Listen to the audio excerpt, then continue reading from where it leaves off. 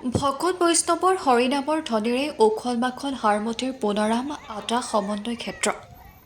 একশৰণ ভাগৱতী সমাজ অসমৰ 52 সংখ্যক প্ৰাদেশিক অধিৱেশন আৰু মহাপালনামৰ আৰম্ভ গুৰু আসন প্ৰতিষ্ঠাৰে আৰম্ভ হৈ পোৱা প্ৰসংগ অনুষ্ঠানত অনুষ্ঠিত হোৱা পিছতে ধৰ্মধ্বজা উত্তোলন কৰে একশৰণ ভাগৱতী সমাজ অসমৰ অধ্যক্ষ প্ৰতাপ চন্দ্ৰ মেধিয়ে মুখ্য তোৰণ উন্মোচন কৰে একশৰণ ভাগৱতী সমাজ অসমৰ উপাধ্যক্ষ যোগেন চন্দ্ৰ দাসে গছপুলি ৰোপণ কাৰ্যসূচী অনুষ্ঠিত হয় দিনটোত কেইবাটাও গুৰুত্বপূৰ্ণ কাৰ্যসূচী গ্ৰহণ কৰিব আজি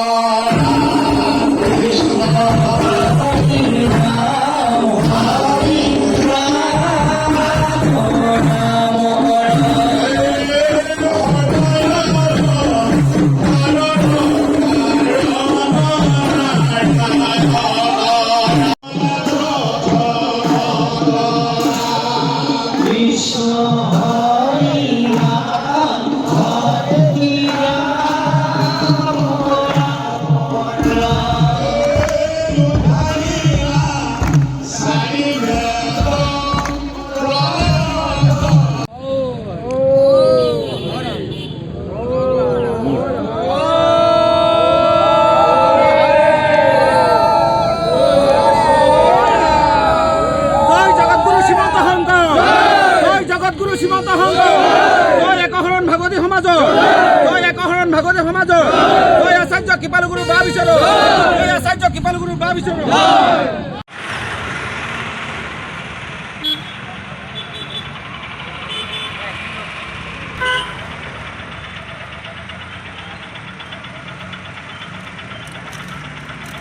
ডেকৰেশ্যনৰ কাম বাকী আছে আৰু আছেই ন আজি আদায় কৰিব লাগিব এখন ভাগৱতী সমাজৰ 52 সংখ্যক প্ৰাদেশিক অধিৱেশনৰ মহাপালনাম আজি পবিত্ৰ ভূমি আমতি উচ্চতৰ মাধ্যমিক বিদ্যালয়ৰ খেলপথাৰতে আমাৰ 3, 4, 5, 6 এপ্ৰিল এই 4দিনীয়া কাৰ্যসূচী আমি অনুষ্ঠিত কৰিছোঁ অসমৰ বিভিন্ন প্ৰান্তৰ পৰা ভকতসকল ইতিমধ্যে আহিব লৈছে গতিকে মই আপোনাসকলৰ চেনেলৰ মাধ্যমেদি অসমৰ বিভিন্ন জাতি জনগোষ্ঠী বিভিন্ন ভাষা ধৰ্মাৱলম্বী লোকসকলক